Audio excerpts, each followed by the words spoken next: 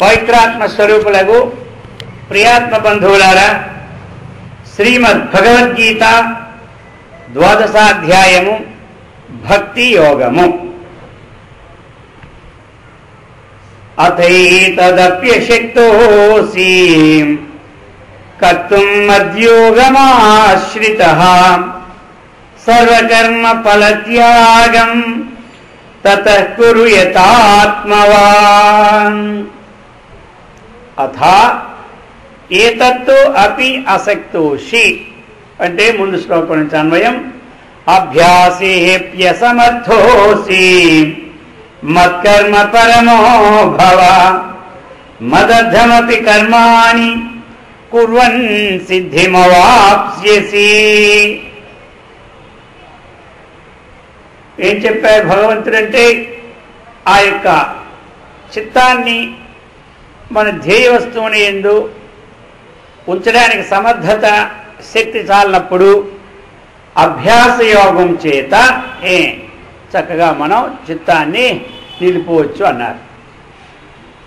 అభ్యాసేపి అసమర్థోసి అని అన్నారు.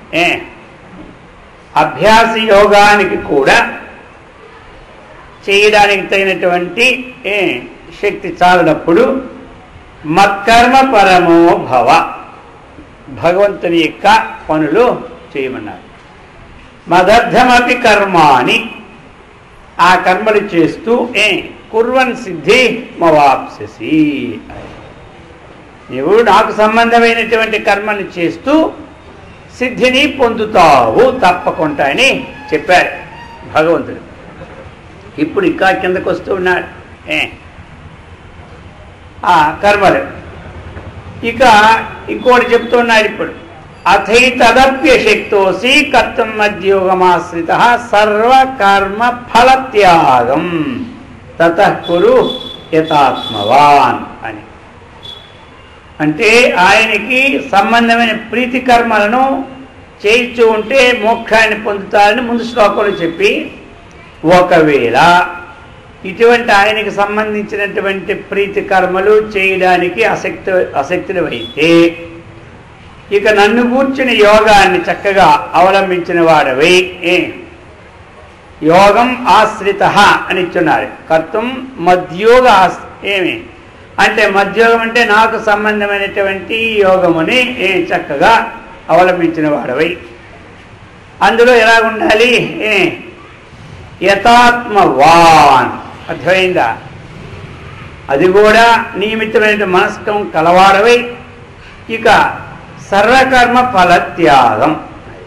ఇక్కడ ఏ పని చేస్తున్నామో ఆ పనిని, ఆ ఫలాన్ని, ఏ కర్మ చేస్తామో దాని ఫలాన్ని భగవంతునికి అర్పించమన్నారు. మనం చేసినటువంటి ప్రతి పని, అది ఏం పని? నిత్యం మనం చేసినటువంటి పని కానీ, ఏ పని చేస్తాం? మనం ఒక ఉద్యోగం చేస్తాం, ఇప్పుడు వ్యాపారం చేస్తాం. ఇది కూడా ఏమి? తత్ఫలం భగవదార్పణం వస్తూ. మనం చేసినట్టు ఉద్యోగం కావచ్చు, వ్యాపారం కావచ్చు, దేనికి కూడా ఒక ఫలం లేకుంటే ఏ పని మనం చేయం. అర్థమైందా? ప్రయోజనం అనుద్దిశ్య నా మందోపి ప్రవర్తతే. ప్రయోజనం లేకుండా తమో గుణం గలవాడు కూడా ఏ పని చేయదు. సరే, ఇప్పుడు మనం నిత్యం చేసినటువంటి ఏ పనులు అయితే చేస్తున్నామో ఫలం ఆ భగవదర్పణం. మంచినీళ్ళు తాగుతూ ఉన్నాం, కృష్ణార్పణం. మీకు ఏ దేవుడు ఇష్టమో అది భగవదర్పణం. భోజనం చేస్తూ ఉన్నా భగవదర్పణం. ఎవరికి నీతిని ఇస్తూ ఉన్నా భగవదర్పణం. పుచ్చుకుంటూ ఉన్నాం భగవదర్పణం. అనికి ఇదేం పెద్ద కష్టమా? అర్థమైందా? ఇది మనకి ఏం కష్టాలే. అలాగనే మనం పని చేసాం, నెలకు 10,000 రూపాయలు జీతం ఇస్తున్నారు, జీతం తీసుకొచ్చాం, పెడుతూ ఉన్నాం. ఏం చెప్పాలి? భగవదర్పణం. పెట్టిలో డబ్బులు తీసినాం భగవదర్పణం. అర్థమైందా? ఇప్పుడు సర్వకర్మ ఫలత్యాగం. ఈ కర్మలన్నీ చేసి ఇప్పుడు ఈ ఫలాన్ని మనం త్యాగం ఈ త్యాగానికి ఎవరికి ఏమైనా పెట్లు పెట్టేటప్పుడు కృష్ణార్పణ 10,000 పెడితే మనకు తెలియకుండా మళ్ళీ నాకు ఇచ్చావు కాబట్టి నేను ఎప్పుడైనా తీసుకు అధికారం ఉందని ఆ ద్వారకా నుంచి ఆయన పట్టుకెళ్ళి 5,000 పట్టుకుపోతే ఎప్పుడైనా వచ్చి ఇక్కడ రేపటి నుంచి ఆయన కృష్ణార్పణ వద్దు రామార్పణ వద్దు అర్థమైందా అదేం పట్టుకోడు ఆయనే 10 పైసలు కూడా పట్టుకెళ్ళే రకంగా ఆ భోజనం మనం నైవేద్యాలు పెట్టాం రకరకాలు బ్రహ్మాండమైన ఉండలు అన్ని ఏది పెట్టాం కృష్ణార్పణం అన్నా ఇప్పుడు అనుకోకుండా తింటున్నాడా ఏమీ లే అలా ఒక రోజు మొత్తం తింటే మర్నాడు 10 బెల్లమే ఆయనకి ఏమీ లేదు ఆ తర్వాత చేసిన మనం చేసుకుందానే ముందు దేవుడి తెల్లారి 10 బెల్లం పెట్టేసి ఆ తర్వాత మనం చేసుకుందాం అనుకోండి అందుకని అందుకు కర్మ ఫలత్యాగాన్ని అయినా ఒక ఫలం ఇప్పుడు పుండరీకుడు ఉన్నారు ఆ పుండరీకుడు అంటే ఎప్పుడు మాతృదేవోభవ పితృదేవోభవ వేదాన్ని చక్కగా పాటించేవాడు అనమాట తల్లిదండ్రుల యొక్క సేవ వారు నిరంతరం చేయాలి అంటే కొంతమంది తల్లిదండ్రులని దైవముగా పూజింపమంటారు అంతే తెల్లారులేసి ఒక మొక్కియడం టాటా చెప్పేయడం మళ్ళీ రేపు తెల్లారే వాళ్ళకి మన సంబంధం ఎందుకంటే దేవుడితో దేవుడికి అంతే కదా తెల్లారు లేవడం ఏదో పత్రం పుష్పం సమర్పించడం అయిపోయింది నీకు దేవుడా నీకు నాకు అయిపోయి పని రేపు తెల్లారి మధ్య కొలేదు ఇది కాదు ఆయన ఊరుకుంటాడు ఈ ఊరుకోరు వీళ్ళకి సేవ ఏ టైంకి ఏది కావాలో అది మనం చెయ్యాలి సేవాధర్మ పరమ గహన యోగినామపి అగమ్యం అన్నారు సేవాధర్మం అన్నటువంటిది చాలా గొప్పది అన్నమాట యోగులు ధ్యానం చేస్తే పొందరాని ఫలము సేవ చేసి అత్యధికమైన పొందారు ఉదాహరణకు ఆంజనేయుడు మీ అందరికీ తెలిసిందే ఆయన సేవ చేసే బ్రహ్మాండమైన ఆత్మజ్ఞాన్ని పొందాడు ఇప్పుడు పెద్ద విగ్రహాలను కూడా పెట్టించుకుంటున్నాడు ఆ పైనుంచి కింద వరకు వడలు ఒక విగ్రహానికి ఇంచుమించు 1000 వడలు పడతాయి అర్థమైందా మరి ఇవన్నీ ఎక్కడ మాళ్ళ గీళ్ళు పడుతున్నాయంటే ఎక్కడి నుంచి వచ్చాయి ఆయనకి ఇవన్నీ సేవ అది అనమాట అందుచేత సేవ తత్ఫలం భగవంతుడికి సమర్పణ చేస్తే ఇంకా మనకు మంచిదనమాట అలాగనే పుండరీకుడు తల్లిదండ్రులు సేవ చేస్తూ ఉన్నాడు సడన్గా ఏమయ్యాడు భగవంతుడు వచ్చేసాడు సేవ పూర్తి కాలే వాళ్ళకేమో స్నానం చేయించాలి వాళ్ళు మళ్ళీ దాని మీద వేది మంచం మీద పెట్టాలి వాళ్ళకేమో కాస్త పాలు కాపీ ఇవ్వాలి ఈ పని చేస్తూ ఉన్నాడు భగవంతుడు వచ్చాడు వచ్చి పిలుస్తున్నాడు భగవంతుడు వచ్చే చూశాడు ఎవరయ్యా వాకట్లానే చూసి ఈయన భగవంతుడు వచ్చాడు సాక్షాత్తుగా మనమా భగవంతుడే వస్తే ఇక వాళ్ళని వీళ్ళని ఎవడొచ్చా ఇంకా అవాయిడ్ చేసేసి దేవా మీకోసమే తపస్సు చేస్తే ఎన్నాళ్ళు పెట్టి మీరు రావడమే చాలు అని మనం అనుకుంటాం వెంటనే ఆ భగవంతుడు వచ్చింది మరి ఏం సమయానికి ఏంటి లేవు వాకట్లో కొన్ని ఇటుక పిల్లలు ఉంటే ఓ పిల్ల తీసి అక్కడ పడేసాడు ఎవరు పుండరీకుడు అక్కడ ఉండు అక్కడ నిలబడు నేను మా తల్లిదండ్రుల సేవ అంతా పూర్తి అయిపోయిన తర్వాత వస్తాను నిన్ను ఆదరించిన మాట్లేదు అక్కడే ఉండాలి తల్లిదండ్రుల యొక్క సేవకి భగవంతుడే వచ్చాడు ఆ ఫలం అయిందా తల్లిదండ్రుల యొక్క సేవ చేస్తే తత్ఫలితంగా భగవంతుడే సాక్షాత్ ఆ ఫలాన్ని కూడా త్యాగం చేసాడు నేను మనమా ఆ ఫలం రాగానే ముందు అందుకుంటాం అర్థమైందా అక్కడే ఉండమన్నాడు ఉన్నాడు ఈ తల్లిదండ్రులకి సేవ చేసి అంత పూర్తి అయిపోయిన తరువాత అర్థమైందా అప్పుడు భగవంత రా అన్నాడు అంతలో తుకార స్వామి ఏదో పని మీద వచ్చాడు తుకారం ఏమయ్యా భగవంతుడు స్వయంగా వస్తే ఎందుకంటే ఆయన భగవద్భక్తుడు ఎవరు తుకారం భగవంతుడు స్వయంగా వస్తే అక్కడ నిలబెట్టొచ్చా అయ్యా అది భగవంతుడికి వెళ్తే మనం ఏది చేస్తున్నామో సేవ అది ముందు మన కర్తవ్యం డ్యూటీ ఈజ్ గాడ్ అర్థమైందా అందుచేత మనం చేసిన తల్లిదండ్రుల సేవే భగవత్ స్వరూపం ఆయన వస్తే రాని ఆయన తర్వాత ఆయన పని అర్థమైందా ఇది ముందా అది ముందా ఇది భగవంతుడిని చూపెట్టే మనకి ఎలా తెలుసు వాళ్ళు తల్లిదండ్రులు మనకి ఇచ్చారు శరీరాన్ని అర్థమైందా వాళ్ళని మనం చూడాలి ఆ తర్వాత భగవంతుడి కానీ మాతృదేవో భవ పితృదేవో వేదం చెప్పింది మర్చిపోయినావా తుకారామన్నాడు నాకు అది ఎక్కువైపోయినట్టుంది అర్థమైందా సరే ఆ విధంగా ఇప్పుడు కావాల్సిందేంటి? సర్వకర్మ ఫలత్యాగం. సేవాధర్మానికి భగవంతుడే డైరెక్ట్గా వస్తే ఉంటారా? ఇంకా మనం అనుకుంటాం ఏమో ఆయన గబుకుని చూడకపోతే ఏ కోపం తెచ్చుకుంటాడు, ఏ చెప్పించేస్తాడో అని మన భయం. ఈ కోపం తెచ్చుకోడు భగవంతుడు. నువ్వు ఏ డ్యూటీ చేస్తున్నావో ఆ డ్యూటీలో పర్ఫెక్ట్గా ఉంది కాబట్టి భగవంతుడికి ఇంకా సంతోషం. వేద విద్యుక్త ధర్మాన్ని నడిచేవాడిని చూస్తే భగవంతుడికి సంతోషం. అంతేగాని ఆ ఋషులు ఈ ఋషులు గారు చెప్పించడానికి అర్థమైందా? భగవంతుడు ఎప్పుడో తాను ఏ పని చెప్పాను తన పని చేస్తున్నాడు కదా. నేనే వేదం ఇచ్చాను లోకులకి, ఆ వేదం వాళ్ళు పాటిస్తూ ఉన్నారు కాబట్టి అది పాటించి తర్వాత అదే కొని ఎవరో వాళ్ళు వీళ్ళైతే ఏమయ్యా నేను వచ్చాను చెప్పి ఎంత మహారాజు చెప్పించేటట్టుగా ఏమి ఆ శాపాలి శీలు ఎవరు? భగవంతుడు. అందుకని ఈ విధంగా తత్ఫలితం సర్వకర్మ ఫలత్యాగం తతకృతాత్మవాన్. నువ్వు ఆ ఫలాన్ని విడిచిపెట్టు, తద్వారా నీకు అంతఃకరణ శుద్ధి కలిగి మళ్ళీ నీ మోక్షాన్ని పొందుతావు. మరి తుకారాం ఎంత గొప్ప భక్తుడు, చాలా గొప్ప భక్తుడు తుకారాం. ఆయన అలాగా ఆ గానం చేస్తే మై మర్చిపోతాడు. పాండురంగడు వస్తుంది. ఎలాగైతే రామకృష్ణ పరమహంస దగ్గర పాండురంగడు వస్తాడో తుకారాం దగ్గరికి ఆ పాండురంగడు వస్తాడు. అలాగా అంత అందుకే భక్త తుకారం పేరు వెళ్ళిపోయింది ఆయనకి బిరుదు. అందుచేత ఆయన ఎక్కడ ఆయనకి ఎవరు మొట్టమొదట ఛత్రపతి శివాజీ ప్రథమ గురు ఎవరంటే తుకారాం. మొట్టమొదటి గురు ఎవరయ్యా? శివాజీ కంటే తుకారాం అనమాట. సరే ఒకరోజు ఏమైపోయింది తెలుసా? తుకారాం గారు వచ్చారు అలాగా పట్లాడి చూసుకొని వస్తే అంతలోనికి తెల్లవారి 10 గంటలకు వస్తే ఇక రాజుగారు అన్ని పంపించారు ఈయనకి.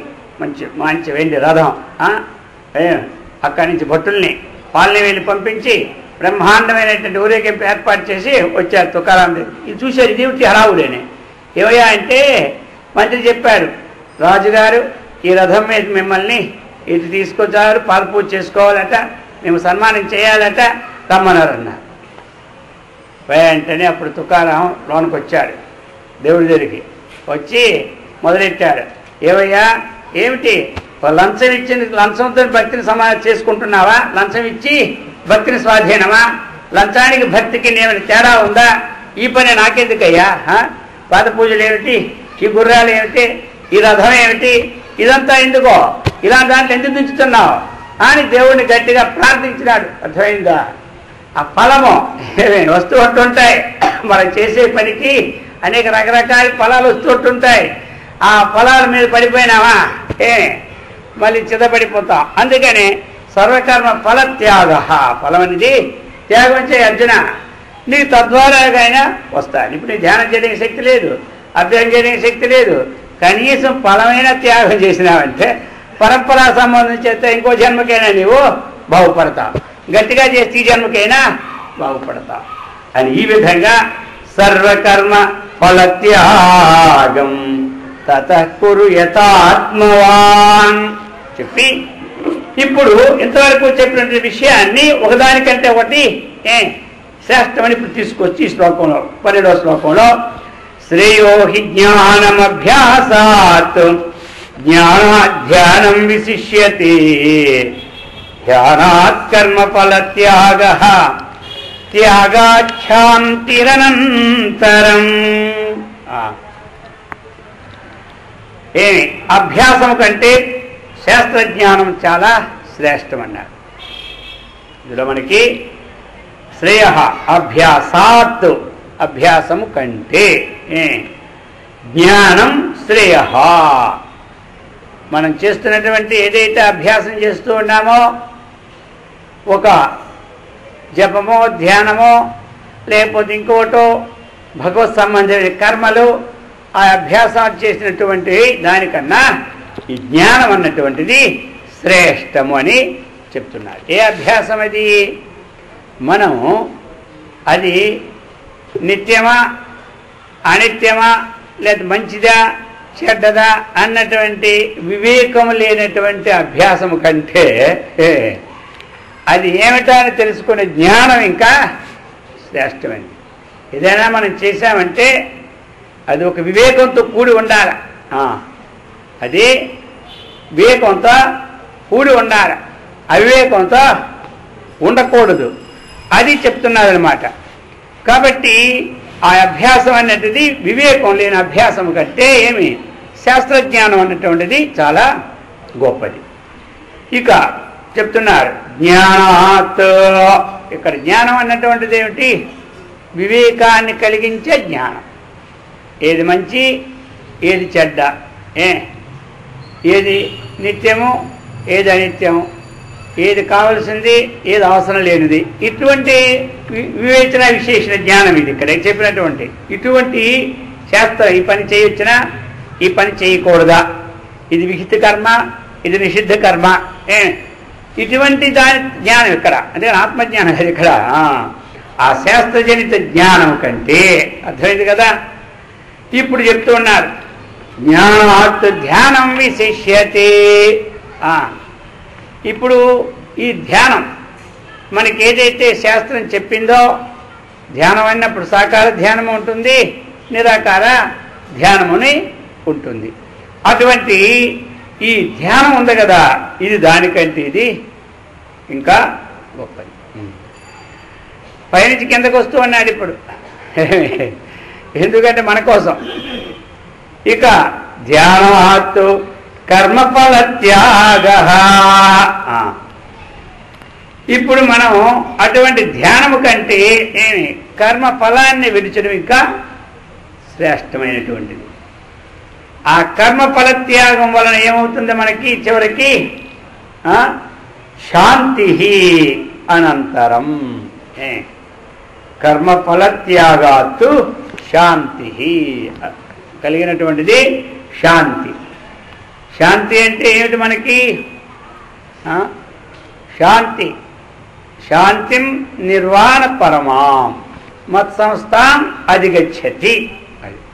చివరికి మరి ఏ పని చేసినా లాస్ట్ అంతిమ పరాకాష్ఠ ఏమిటి అనేది గుర్తుపెట్టుకోవాలి. ధ్యానం చేయండి, కర్మ ఫలత్యాగం చేయండి, కర్మ చేయండి, ఇవన్నిటికీ అంతిమ పరాకాష్ఠ ఏమిటి? మనకి శాంతి. అందరికీ ఏముండాలి? శాంతి. ప్రతి వారు కోరుకునేదల్లా శాంతే. అశాంతి కోరరు ఎవరు. అశాంతిని ఎందుకు కోరుతారు? అందరూ ప్రశాంతినే కోరతారు. అందుచేత ప్రశాంతి అన్నటువంటిది మనకి కావాలి అంటే ఇది ఒక ప్రక్రియ అనమాట మనకి ఇచ్చినటువంటిది. అర్థమైందా? ఒకదానికంటే ఒకటి గొప్పదని. ఎందుకు మరి ఇప్పుడు చూసారా, కిందకు వస్తే దానికంటే ఇది గొప్పది అన్నాడు. అంటే కర్మఫల త్యాగం గొప్పదా? విశేషం అది. అందుకే నా బుద్ధి భేదం జనయేత్ అన్నాడు ఇంతకుముందు. వారు చేస్తున్న కర్మఫల త్యాగం చేసినటువంటి వాడు నువ్వు చాలా మంచి పని చేస్తున్నావు అన్నావు అనుకోండి, వాడు ఇంకా చక్కగా అది చేస్తాడు. కర్మఫల త్యాగం చేత చిత్తశుద్ధి, చిత్తశుద్ధి చేత విచారణ శక్తి చేత సగుణ నిర్గుణ ధ్యానం చేత ఆత్మజ్ఞ ఇవన్నీ కలుగుతాయి వరుస. అది అందులో ఉన్నటువంటి విశేషం అది. ఈ విధంగా ఇంతవరకు కూడా ఒక సబ్జెక్ట్ చేసి ఈ 12వ అధ్యాయంలో ఇక్కడి నుంచి అసలు భక్తి అంటే ఏమిటి, ఇంతవరకు సాకారమా నిరాకారమా, నా ఇంటి మనస్సు నుంచి నన్ను సేవిస్తూ ఉంటుంటే వాడే గొప్పవాడు, అవ్యక్తమని చాలా కష్టము, క్లేశోది కతరహ తేషాం అవ్యక్తాసక్త చేతసాం అవ్యక్త గతిత్వం దేహవద్భి అవాప్యతే అని చెప్పుకొచ్చాడు. చెప్పుకొచ్చిన తరువాత నాకు ఎవరు ప్రియుడు, నేను ఎవరికి ప్రియుడు భగవంతునికి ప్రీతిపాత్రులు మనం కావాలి అంటే భగవంతుని యొక్క లిస్టులో మనం ఉండాలి. అది మన లిస్టులో భగవంతుడు ఉంటే చాలదు.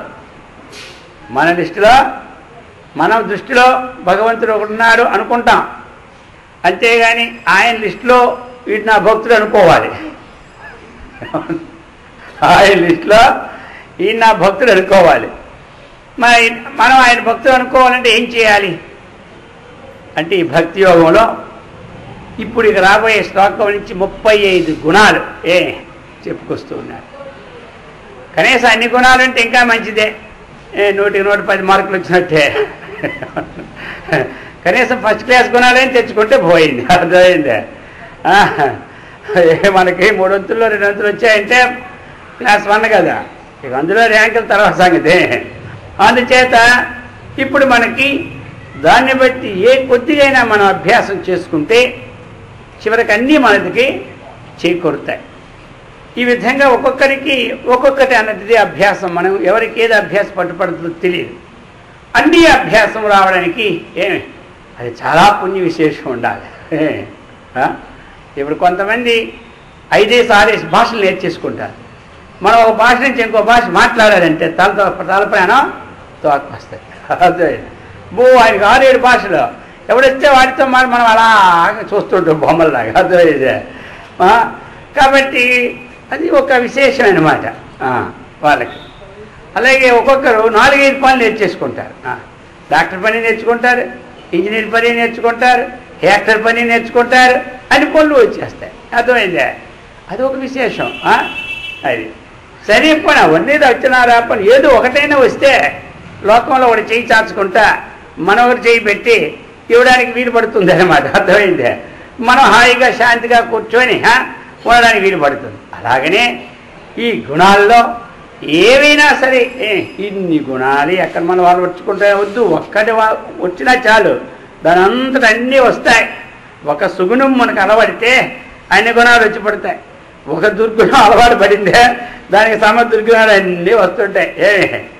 ఎలాగైతే ఒక గొర్రె గోతులు పెడితే అన్ని గొర్రెలు గోతులు పడుతుంటుంటాయో ఆ ప్రకారంగా మనం ఒక గుణాన్ని ముందు సాధించుకోవద్దు. మంచి గుణాన్ని తక్కినవన్నీ అనుసరించుకొని వచ్చేస్తుంటాయి.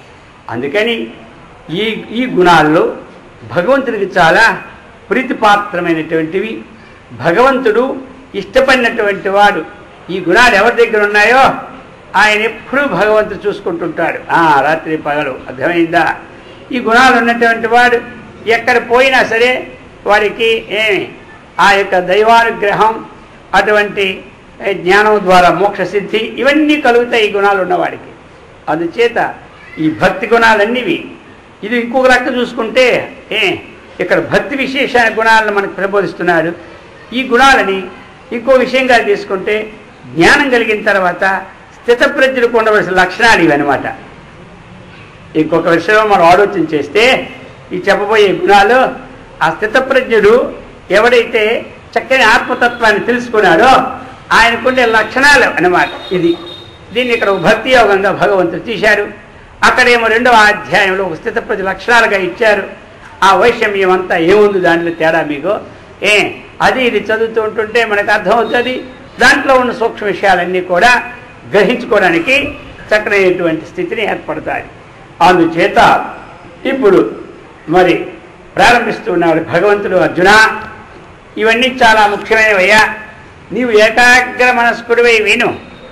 అన్నీ చెప్పినట్టు ఉంటుంది, విన్నదే విన్నట్టు ఉంటుంది, తిన్నదే తిన్నట్టు ఉంటుంది. ఇవన్నీ చెప్పినవే విన్నట్టే విన్నుంటుంది. చాలులే నిన్నే విన్నాం కదా అదే కదా అనుకోకూడదు. తిన్నాం నిన్నే, ఇవాళ తిండొద్దు అనుకుంటావా? ఆ తిండికాయ ఒక సంతోషం ఏమిటో, అదొక ఆహ్లాదం. ఇంకా పప్పు కూర ఇది గమగమ వాసన వచ్చింది అనుకో, ఇంకా ఆహ్లాదం. అర్థమైందా? ఆ విధంగా మనం తిన్నదే తింటూ ఉన్నా ఎవరికైనా ఇసుకొస్తుందా? ఏమీ లేదు. రోజు తింటుంటాం అనుకోండి, ఏమి ఇసుకుంటుంది? తిన్నదే తింటాం కదా, కొత్తది ఏం తింటా చెప్పండి. ఏదైనా ఒక వెరైటీ కూర మనం ఒక కూర వండింది, ఆ కూర వండకుండా ఉండాలంటే ఎన్ని రోజులు వండగలం? ఆ కూరలు లేని కూరలో ఒక కూర వండుకున్నాం, ఈ వెరైటీ చేంజ్ అవ్వాలి రోజును. అలా 365 కూరలు ఉన్నాయా? రకాలు ఉంటే కొన్ని సంవత్సరం వరకు వస్తాయి. అంతా కావున్నవి 6-7 రకాలు. మహా వండుకుంటే అవి 6 రకాలు మనం కొంటాం. ఆ కిలో 100 రూపాయలు అన్నారు అనుకో, ఇంక ఇవి మొత్తం 20 రూపాయలు ఇవే తెచ్చుకోండి 1 రోజులకి సరిపోయినట్టు. అర్థమైందా? అందుచేత రేటు మరి పెరిగిందంటే ఇది ఒక ఎక్కువ 4 రోజులు వండుకొని అదే కొద్ది ముక్కలు వండుకుంటాం. మరి అవి అన్ని సమానంగా ఉంటే రోజుకు వెరైటీ తింటుంటాం. ఎలాగైతే ఎన్ని తిన్నా 10-15 రోజులకి ఎక్కువ కూరలు లేవు. మన లెక్కేసుకుని లిస్టులు వేసుకోండి ఒకసారి పోనీ, ఇంటికాడ కూర్చొని ఎన్ని కూరలు ఉన్నాయని మనం అన్నా తింటామని. అర్థమైందా? అందుచేత ఆ విధంగా ఈ వేదాంతం కూడా అది మనము విన్నది కదా ఇంక అయిపోయింది కదా అన్నటువంటి తృప్తి పడకూడదు. ఎక్కడ? విచారణ దగ్గర. మీరు జపం దగ్గర తృప్తి పడండి, ఒక ధ్యానం దగ్గర తృప్తి పడండి, కానీ ఆ విచారణ దగ్గర ఆ సూక్ష్మంగా ఎప్పుడు బాగా పట్టాలి, దానికి పట్టించి పట్టించి పట్టించి అది తానైపోవాలి బుద్ధి. అటువంటిది అక్కడ తృప్తి కొడకోడు చాలే చాలే అనుకోనా. అందుకే ఈ విధంగా అద్వేష్ట సర్వభూతానాం మైత్ర కరుణ ఏవచ నిర్మమో నిరహంకార సమదుఃఖ సుఖ క్షమీ చెప్తున్నారు. ఇప్పుడు అద్వేష్ట సర్వభూతానాం, ఇదొకటి వాక్యం. మైత్ర కరుణ, నిర్మమ నిరహంకార, సుఖము దుఃఖమునందు సమానమైన బుద్ధి, క్షమ. ఇందులో అలాగే మొత్తం చివరి వరకు ఇలాంటివి ఒక్కొక్కటి గుణం. సమస్త భూతముల యందు, అంటే భూతాలంటే ఇక్కడ ఏంటి? జీవులు. సమస్త జీవుల యందు ద్వేషబుద్ధి లేకుండా ఉండమన్నారు. ఇది భగవంతుని యొక్క తత్వం. అర్థమైందా? ఇలాగనే అది మనం ఏంటంటే ఒక్కొక్కరు ఏంటి కొంతమంది వరకే ద్వేషబుద్ధి లేకుండా ఉంటాం, ఇక కొంత ఏందో ద్వేషబుద్ధి కలిగి ఉంటాం. భగవంతుని లిస్టు అలా లేదు. ఒకనొక సమయంలో మరి మహమ్మద్ గొప్పవారు ఎవరు? పైగంబర్. ఆయన ఏమన్నారు? అయ్యా మీరు ఎప్పుడు ఇస్లాం మతాన్ని మాత్రం ద్వేషించకూడదని చెప్పినారు. అర్థమైందా? అక్కడికి ఒక వ్యాప్తం అయింది. అదే మరి క్రీస్తు ప్రభు ఏం చెప్పారు? మానవులందరూ కూడా అందరికీ ఒకే తండ్రి కాబట్టి, అర్థమైందా, ఎవరిని ద్వేషించకూడదు అన్నాడు ఒక దగ్గర వాక్యంలో. కానీ భగవంతుడు ఏమన్నాడు? ఏం చెప్పాడు? అద్వేష్ట సర్వభూతానం అన్నాడు. అవి పశువులు కానీ, పక్షులు కానీ, మనుషులు కానీ, దేవతలు కానీ మొత్తం తీసుకున్నాడు అనమాట. ఇది వ్యాపకం. అవి వ్యాప్యాలు, ఒక్కొక్కటి ఒకటి కొన్ని వ్యాప్యక బుద్ధి కాకుండా భగవంతుడి విశాలమైన వ్యాపక బుద్ధి అన్నమాట. అందుచేత ఎందుకు అంటే అన్ని జీవులు కూడా ఏ జీవుడు ఎందుకు ద్వేషబుద్ధి లేకుండా ఉండు, అది విశేషం. మరి ఇది మనం సమన్వయం చేసుకోవడంలో అంత తొందర పట్టుబడుతుందా? ఏమంటారు? ప్రతికూలుడు ఎందుకు ద్వేషం ఉంటుంది, అనుకూలుడు ఎందుకు రాగం ఉంటుంది. ఇది మరి దీన్ని మనం సాధనం చేసుకోవాలంటే సర్వాత్మభావమైన ఆత్మతత్వం కలిగితే కానీ ఈ స్థితి మన కాదు.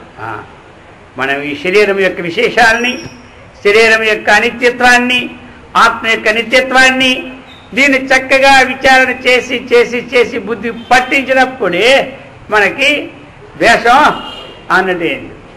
ఇప్పుడు ద్వేషం అంటే మేలు చేసిన వాడు ఏంది, ఎవరికి ద్వేషం ఉండదు. అర్థమైందే? కీడు చేసిన వారికే ద్వేషం వస్తుంది. మరి ఇక్కడ ఏమన్నాడు? సమస్త భూతములు ఒక్కసారి మరి ఏం చేస్తాం? ఏదో ఒక్కొక్కటి మన పక్కతోనే వెళ్ళిపోతే కొన్ని జంతువులు మనకు కాటేసిపోతూ ఉంటుంటాయి. అర్థమైందా? పక్కతోనే వెళ్ళిపోయే దాని ఏందో మనకి ద్వేషం ఉండదు, కాటేసిన దాని ఏందో ద్వేషం వస్తుంటుంది. అందుచేత ఇది ఆత్మతత్వాన్ని మనం కానీ తెలియకపోతే అనుకోండి, దీని ఎందుకు మనకి పట్టుపడతాం. అందుకే తత్వాన్ని చక్కగా తెలుసుకోవాలన్నటువంటిది. ఈ విధంగా సమస్త జీవులు ఎందుకు కూడా ద్వేషబుద్ధి లేకుండా ఉండమంటారు. ఇప్పుడు మనం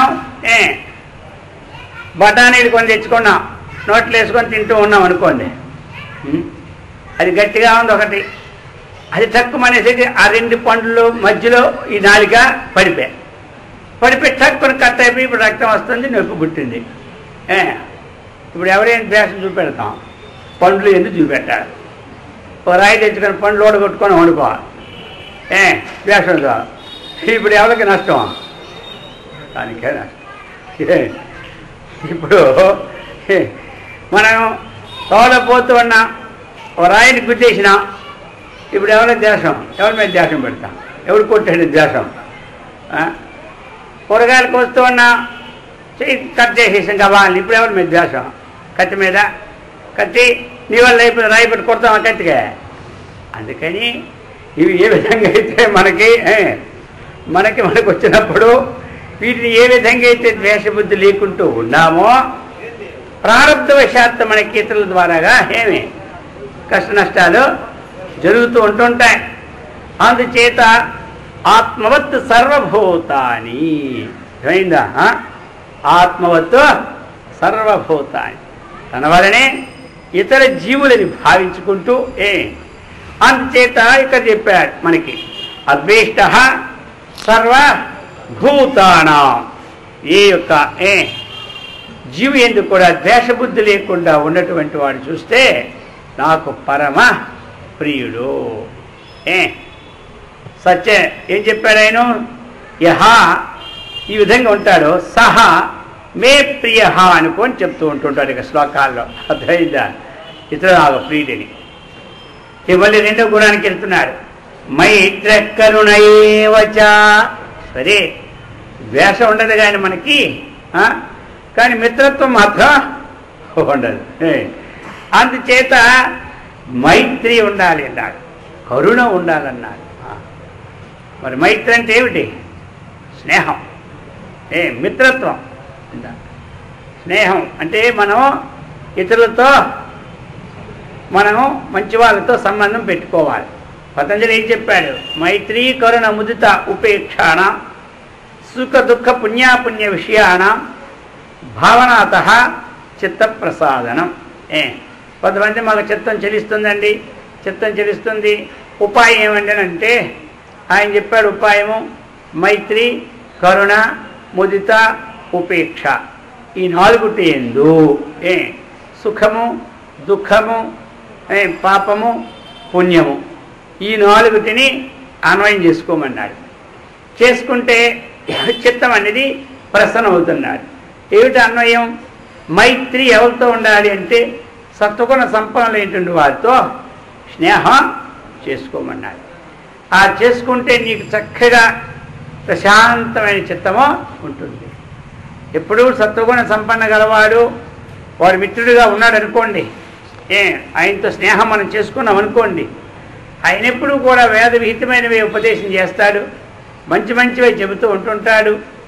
అటువంటి విషయాలన్నీ కూడా ఒక సత్సంగం విన్న తర్వాత మనం ఏం విన్నాము ఏమిటి అన్నటువంటి ఖాళీ సమయంలో మనకి మళ్ళా రిపీట్ అంటే ఏమిటి దాన్ని మళ్ళీ పునః మననం చేస్తుంటాడు.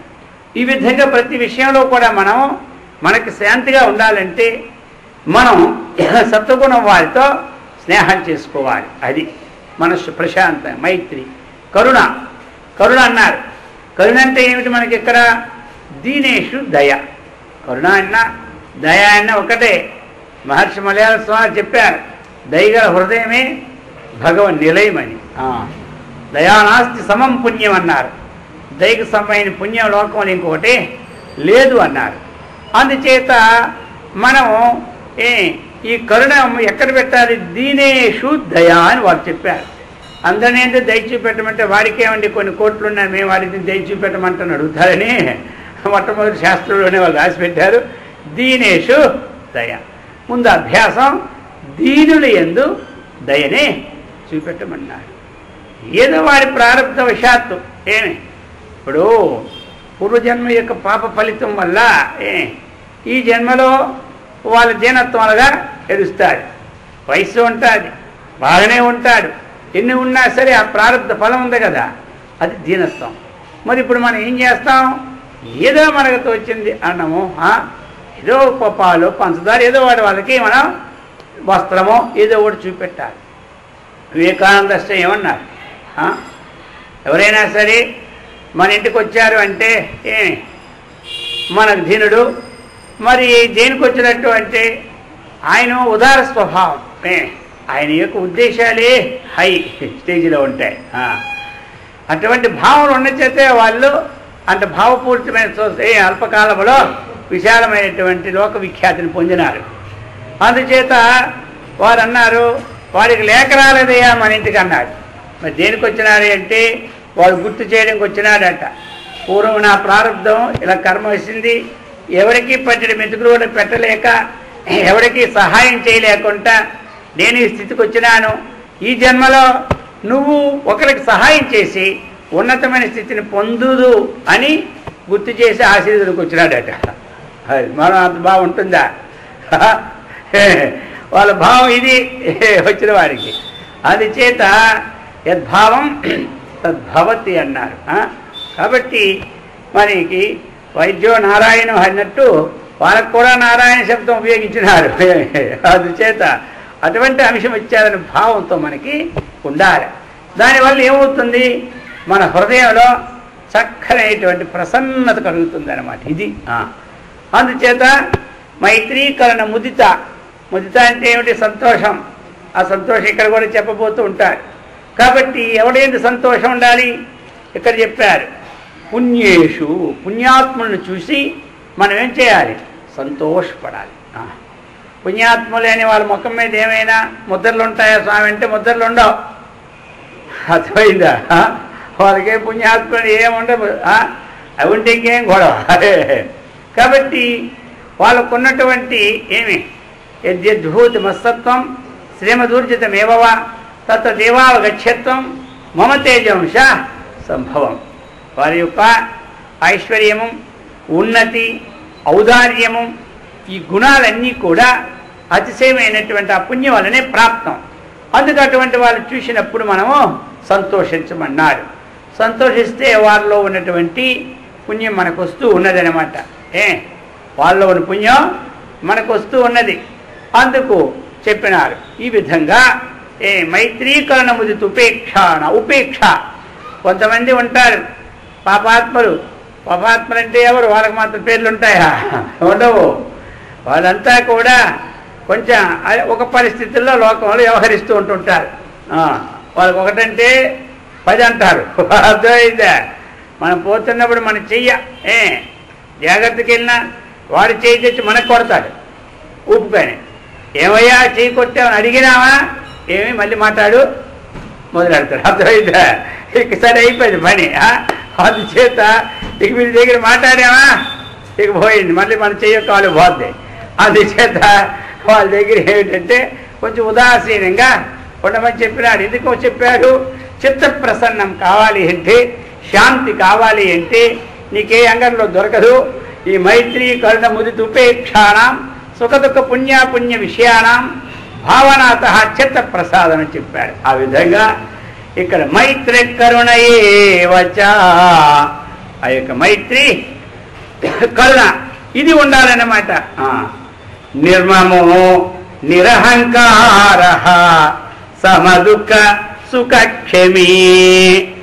ఇక్కడ ఇప్పుడు చెప్తూ ఉన్నారు నిర్మమ నిరహంకార. నిర్మమ అంటే ఏమిటి? మమకారము లేకపోవుట. అది అనమాట. నిర్మమ అంటే మమకారం. మరి మమకారం లేకుండా జీవనం మనకు గడుస్తుందా? గడవనే గడవదు. మమకారం అంటే మమ అంటే ఏమిటి? నా యొక్క, నాకు సంబంధమైనటువంటిది. సంబంధార్థే షష్ఠీ ప్రయోగం కాబట్టి మమ. ఈ మమ ఎక్కడా ఉంటుంది. మన సంకల్పం చెప్పేటప్పుడు ముందే అంటారు శాస్త్రి గారు, మమ అనుకో. మొట్టమొదటే ఎందుకంటే ఇవన్నీ చదువుతుంటారు కదా, మళ్ళీ ఇవన్నీ ఇది చెప్పి ఆయన అని 10 టైం లేట్ అనమాట. ఆ మధ్యలో అక్కడికి వచ్చేసరికి గోత్రం అంతా అయిపోయినాయి. మమ అనుకో. ఇదంతా ఏమది? మమోపాత్త సమస్త దురిత క్షయ ద్వారా అంటాం. మమ అంటే నా యొక్క, ఉపాత్త అంటే గ్రహింపబడినటువంటి, దురిత క్షయ ఏ దురితములైతే ఏ పాపాలైతే ఉన్నాయో అవి క్షయం నాశం కావాలని అర్థం. మమోపాత్త దురిత క్షయ ద్వారా. ద్వారా అంటే ఏమిటి? నాకున్నటువంటి ఆ ఏ పాపాలు అయితే ఉన్నాయో వాటిని క్షయం నాశనం చేసి తద్వారా అని. అది చేత ఈ మమ. అయితే ఇక్కడ ముఖ్యంగా మనం ఏమిటి? గృహస్థాశ్రమంలో ఏ ఆశ్రమంలో ఉన్నా ఆ మమాని పూర్తిగా ఎవరు వదులుతారు చెప్పండి? అడుగు ఉంటాను. బాగా సేవ చేశాడంటే మన శిష్యుడి మీద గురువుకి అభిమానమా ఉంటామని. గురువు చక్కగా చూసినాడంటే గురువు మీద శిష్యుడికి ఉంటుంటాడే. అలాగనే మరి ఇంట్లో కూడా మరి పిల్లలు ఏందో వీళ్ళకి ఉండకుండా మాట్లాడే పిల్లలకే వారిందో ఎక్కడో తప్పిపోయిన రోజులు ఎందుకో అర్థమైందా? తప్పిపోయినోడు వాడి వీడు నువ్వు కనపడి నేను ఉండను, నేను కనపడి నువ్వు ఉండకూడదు అంటాడు. తండ్రి కొడుకు అయినా సరే, భర్త భార్య అయినా సరే, అది ఆ గోడ వేరు. అది ఎక్కడో వచ్చింది లెక్కేసుకోవద్దు. సర్వసాధారణమైనటువంటి ప్రీతి ఇది వదిలి ఎవడు నా యావులు, నా ఇల్లు, నా సొత్తు ఇవి అలాకుండా ఉంటుందా? ఇది నాకు సంబంధం, ఇవన్నీ లేకుండా ఉండదు. కాబట్టి వ్యవహారం మనకి ఇక్కడ లేకుండా పూర్తిగా మానేయడం అనేది ఎవరి వల్ల సాధ్యం కాదు. మరైతే నిర్మమ, నువ్వు మమకారం లేకుండా ఉండన్నాడు. అంటే ఇక్కడ ఏమిటి? దేహోపి మమేతి ప్రత్యరహిత. దీన్ని ముందు అభ్యాసం చేసుకోవాలి. ఈ దేహమునందు ఏమి ఆ యొక్క ప్రత్యయం, ఏ ప్రత్యయం ఉండాలా? మమ అన్నటువంటిది ఉండకూడదు. ఈ దేహమే నేను అన్నటువంటి మమకారం ఉండకూడదు. అది ఇక్కడ మనం తక్కినవన్నీ లేకుండా పని నడుస్తుంది. ఈ వాక్యం వచ్చాయా, నువ్వు మమకారం వదిలేయాలా? రేపటి నుంచే ఇల్లు వద్దు, పిల్లలు వద్దు, ఇది కాదు, ఇది ఇల్లు పిల్లలు వద్దంటే వాసన వదిలేసినావా? చెప్పినాడు మాత్రం ఏదో వదిలేసినాడు. అందుకని ఇక్కడ ఇదంతా పరోపకార్య పాండిత్యం అంటుంటాడు. అర్థమైందా? అది కాదు ఇక్కడ.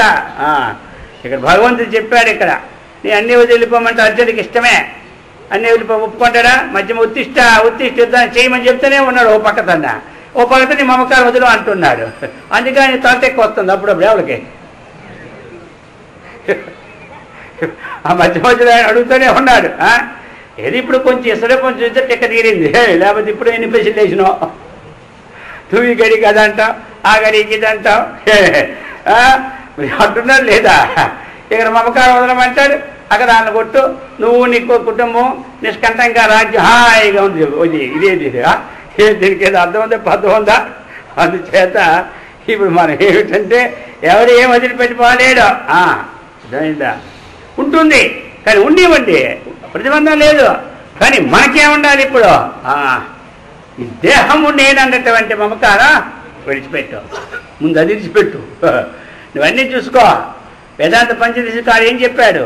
ఇయమాత్మ పరానంద పరప్రేమాస్పదం యతః మానభూమి హి భూయాసం ఇత్యాత్మనీక్షతే అన్నారు.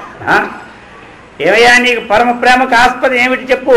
నీకు మమకారం విడిచిపెట్టదు చెప్పలేదు నేను, మమకారం ఉంచుకో. కానీ నీ మమకారానికి పరమ ప్రేమకి ఆస్పదం ఏమిటి? ఇయం ఆత్మ. ఇయం ఆత్మ, పరమ ప్రేమకు ఆశ్రయం ఏమిటంటే ఆత్మ. అందరికీ అదే, మనందరికీ పరమ ప్రేమకు ఆస్పదం ఏం చెప్పండి? ఆత్మే. ఇప్పుడు మమకారం ఉందనుకోండి, ఉంది. శరీరం మీద మమకారం ఉన్నదని మనం అనుకుంటే శరీరంలో ప్రాణం పోయిన తర్వాత నీ మమకారం చూపెట్టు. అర్థమైందా? గతవతి వాయౌ దేహాపాయే భార్యా బిభ్యతి తస్మిన్ కాయే భజ గోవిందం భజ గోవిందం గోవిందం భజ మూఢమతే భజ గోవిందం భజ గోవిందం గతవతి వాయౌ దేహాపాయే భార్యా బిభ్యతి తస్మిన్ కాయే. అద్వైదా? ఆ వాయువు ఉన్నంత వరకే, అది పోయిందా ఏమో పట్టుకుంటే ఏమో మళ్ళీ ఏ భూతం పట్టుకుంటుందో, ఏ దెయ్యం పట్టుకుంటుందో, ఎక్కడ పోయిందో ఈ ప్రేమ. నువ్వు లేకపోతే నేను తిన్ను, నేను లేకపోతే నువ్వు తిన్ను. అర్థమైందా? ఈ తినప్పుడు ఎక్కడ పోయిందో అర్థమైంది. ఇప్పుడు చెప్పండి, ఏది పోయిందో ప్రేమ ఉందనుకోండి. ఒకవేళ ప్రేమకు ఆస్పదమైన శరీరం అనుకుంటే శరీరం ఎదురుగా ఉందా లేదా? చనిపోయిన తర్వాత ఎక్కడ పోయింది శరీరమో? నువ్వు ఏది ప్రేమిస్తున్నావో అది ఉందా కదా ఎదురుగా. మరి ఇప్పుడు ప్రేమించో. అందుకే చెప్పాడు పంచదశి కాదు, ప్రేమకు ఆస్పదం శరీరము కాదు. ప్రేమకు ఆస్పదం శరీరము కాదు. అందుకే శరీరం మీద నీ మమాభిమానం విడిచిపెట్టుకో. నువ్వు అన్నీ చేసుకో, నీకు వద్దని చెప్పలేదు. ఈ శరీరం ఏవో ఆత్మ అన్నటువంటి ఏ మమకారం ఉందో అది విడిచిపెట్టి కార్యక్రమం నడవదు. ప్రకృతి నడవడానికి ఇచ్చాడు భగవంతుడు. మొత్తం మీద అందరం అవకారం వచ్చారనుకోండి, ఇంకెవరు ఏది పుచ్చుకోకపోతే ఏది గృహస్థులే, లేకపోతే ఇంకెక్కడ ఉంటుంది. అందరూ సన్యాసులు పెట్టి ఎవరు పెడతారు భోజనం? మమకారం వదిలిపెట్టేసి మొత్తం అందరూ బ్రహ్మచారి సన్యాసులు అయిపోయారు అనుకోవాలి. ఇప్పుడు పోయి ఎవడు పెడతాడు? భోజనం పెట్టేవాడు ఎవడు? అందుకని అందరినీ పోషించాలి గృహస్థులే. సన్యాసులే పెద్ద డబ్బు గణించేది మళ్ళీ వీళ్ళు మర్చిపోతుంటారు. అందుకని అందరినీ పోషించేవారు గృహస్థులే. వాళ్ళు చాలా ఉత్తములు. అందుకనే గృహస్థాశ్రమం చాలా గొప్పదన్నాడు. ఎందుకంటే తాను కష్టపడతాడు, తాను తింటాడు, చక్కగా ధర్మబద్ధమైన జీవితం గడుపుకుంటాడు. ఆ తర్వాత ఈ దేవాలయాలు ఇంత కట్టారంటే ఎవరు? తాతగారు సొమ్మిదే. అదంతా గృహస్థులదే. ఈనాడు ఏ దేవాలయాలు కట్టినా, ఎటువంటి మంచి మంచివి అక్కడక్కడ సత్రవులు కట్టినా, అన్నదానాలు పెట్టినా, వెంకటేశ్వర స్వామి దగ్గర అంత డబ్బు ఎవరి డబ్బు? అదే ఆయన తాత దగ్గర డబ్బు అంతా ఎవరు? మనం వేసిన ఉండేది డబ్బే, ఎవరిది అంతా? అందుకని ఈ డబ్బులన్నీ వాళ్ళవే. అందుకే అందరికన్నా పెద్ద గొప్ప గొప్ప వాళ్ళని చూస్తుంది చెప్పడం. ఎందుకంటే వాళ్ళు ఇక్కడే ఉండి అపుణ్యం వల్ల వాళ్ళకి వస్తుంటారు. వెంకటేశ్వర ఉండి లేచారనుకోండి, డబ్బు తెలిసి తెలియక అపుణ్యం దానికి వస్తూనే ఉంటారు. మీకు వడ్డీ బ్యాంకులు వేస్తే వడ్డీ ఎలా వస్తుంటుందో, మీరు ఒక ఆశ్రమాన్ని ఖర్చు పెట్టినా, ఒక దేవాలయాన్ని పెట్టినా, ఒక సత్వ అన్నదానాన్ని పెట్టినా, ఆ బ్యాంకులో మీరు డబ్బు వేసి మళ్ళీ మర్చిపోయి అందులో ఎఫ్డి చేంజ్ కాకపోతే మళ్ళీ వడ్డీ ఇవ్వడు. మరి చేంజ్ అయిందాక అర్థమైందా? దీనికి అదే ఒకసారి పీడైపోతే వస్తుని పడుతూనే ఉంటే నువ్వు చేంజ్ అక్కర్లేదు, నీ బయట అక్కర్లే. అర్థమైందా? ఇదేనమాట. అందుచేత ఈ విధంగా చెప్పారు. మరి ప్రేమకి ఆస్పదం మీ అందరికీ ఇప్పుడు అర్థమైందా? ఇప్పుడు మనం శరీరాన్ని ప్రేమిస్తున్నాం అనుకున్నాం అనుకోండి, శరీరం ఎదురుగా ఉందలే చచ్చినాక. ఇప్పుడు ప్రేమిస్తామా? ఏం ప్రేమిస్తాం? వస్తూ ఒక రోజు ఉంచుకుంటాం, అంతకన్నా ఉంచుతామా? ఉంచుకుంటే పక్కడు అడుగుతారు, మేము తినాలా వద్దా?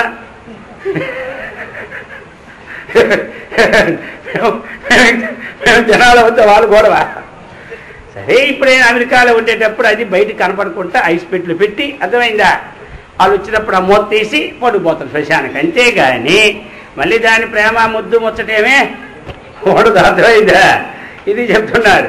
అందుకే అయ్యా, మనం ఉన్నప్పుడు కూడా నిజంగా పరమాత్మని ప్రేమిస్తూ ఉన్నాము, కానీ నేను ఆత్మని ప్రేమిస్తున్నానని తెలియ బంధంలో పడుతూ ఉన్నావు. నువ్వు ప్రేమించి వద్దని చెప్పలేదు, ప్రేమకాస్పదం ఆత్మ అని నువ్వు అన్ని పనులు చేసుకో. నువ్వేం తినొద్దని చెప్పలేదు, రసగుల్లాలు తిను, గులాబ్ జామ్ తిను. అర్థమైందా? ఇవేం మానకో. ఎందుకు పుట్టింది ఏం మానాలా? వాళ్ళు ఎవరికో సోరు వచ్చిందని వీడు ఇప్పటి నుంచే మానేస్తాడు. కొంతమంది చీపే. అర్థమైంది? ఏమంటారు? పోనీ మంచిదే లేదు, అది ఏంటి శరీరం బాగుండదు కాబట్టి అది మారణ కూడా మంచి, దానికి కాదలేదు. కానీ ఏమి తినిస్తే ఏమైపోదు.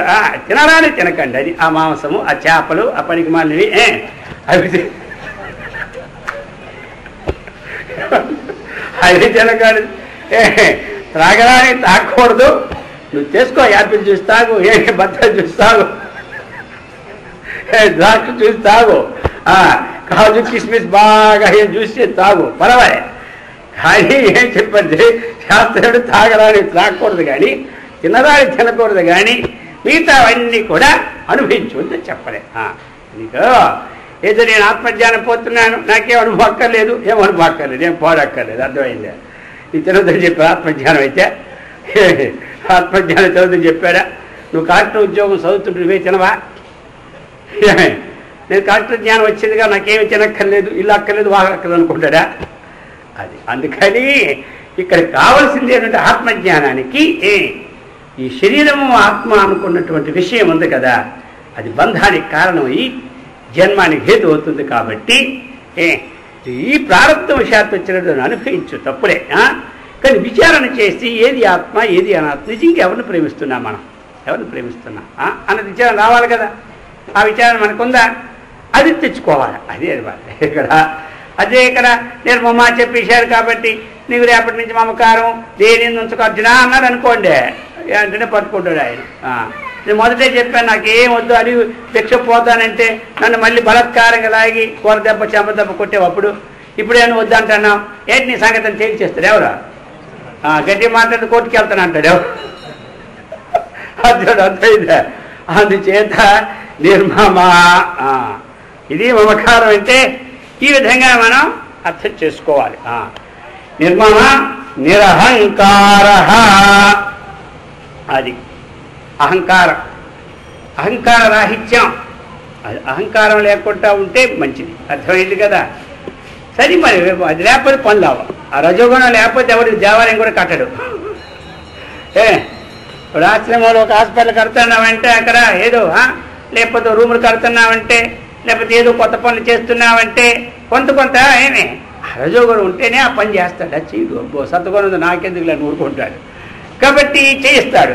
ఇది చేసిన తర్వాత కొన్నాళ్ళు అయ్యేసరికి ఆ విజ్ఞానం ఉత్పత్తి అయిపోయి ఏమే మెల్లగా అహంకారం వదులుకుంటాడు. ఇది పోయిందే, ఇంకొక అహంకారం తోడుకుంటుంది మనకి. ఏమంటారు?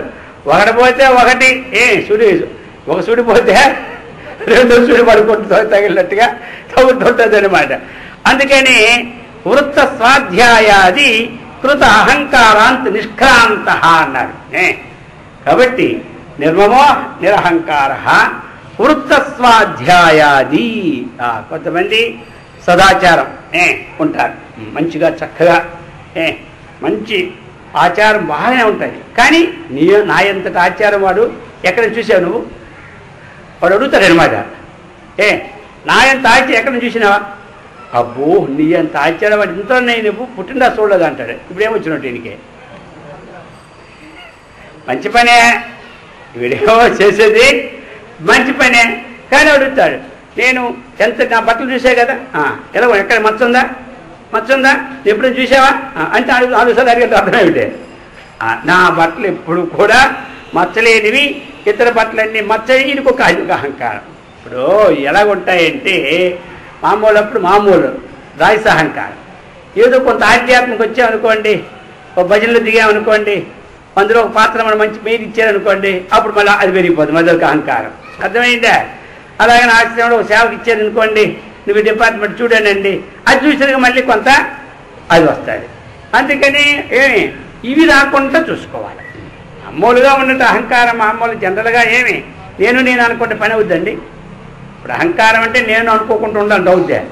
ఇప్పుడు బజార్కి వెళ్ళావు, సామాన్లు ఎవరు తెచ్చి నేను తెచ్చాను అంటాడు, అహంకారం పోదా? అది వ్యావహారికం. అది వ్యావహారికం అవుద్దా? నేను ఇచ్చాను, నేను పుచ్చుకున్నాను, నేను తిన్నాను అన్నా, అయ్యా నువ్వు తిన్నావా లేదా అన్నాడు. వీడు నేను తిన్నానన్నా నేనే కదా. ఒకవేళ నేను అనకపోయినా తిన్నాను కర్తెవడు వాడా? నేను అహం అనుకుంటే నాకు ఎక్కడ అహంకారం అయిపోద్ది, తిన్నాను అన్నాడు అనుకోండి. ఒకవేళ క్రియని చెప్పి కర్తను చెప్పకపోయినా పక్క తినడు అనుకుంటాడా? తిన్నాను అంటే నేనే లెక్క. నువ్వు తిన్నావా లేదంటే తిన్నాడయ్యా. ఎవడు తిన్నాడు? ఆత్మ తిన్నాడా? పక్కోడు తిన్నాడా? అందుచేత ఈ వ్యవహారంలో అహం లేకుండా పని. ఇప్పుడు ఈ అహం కాదు, ఈ అహమా ఇది వ్యవహారిక అహం. ఇది లేకపోతే ఎలాగొద్ది? నేను వెళ్ళాను, నీకు ఇచ్చాను, నువ్వు వచ్చావు, నువ్వు అహంకారం వదులుకోమన్నా కాబట్టి నేను ఆ ఊసేస్తానంటే ఎవడు అవుతుంది? వెళ్ళేవాడు ఎవడు, ఇచ్చేవాడు పుచ్చుకోలేడు. వెళ్ళేవాడు ఎవడు, పుచ్చుకోవాడు ఎవడు. అందుచేత ఈ విధంగా అహంకారం అనేది ఏమిటి అంటే ఆ కర్తృత్వ బుద్ధి. అది ఉండకూడదు. అంతేగాని సమానంగా కొంతమంది అహంకారం నిరహంకారం అంటే ఇల్లు చిన్న పట్టుకోండి. వ్యవహారికాన్ని ఏనానికి మీకు సంబంధం ఉండదు. వ్యవహారం అడగకపోతే శరీరం ఎలాగుంటా చెప్పండి? శరీరం వదులుకోవడం అహంకారమా? మనం చేసినటువంటి నేను లేకపోతే ఈ పని కాదు అంటే అది అహంకారం. తాను చేసిన దాన్ని ఇతరు గుర్తించలేదు కాబట్టి ఇక నేను ఈ పని చెయ్యను అన్నాడు అనుకోండి. అదేమిటి?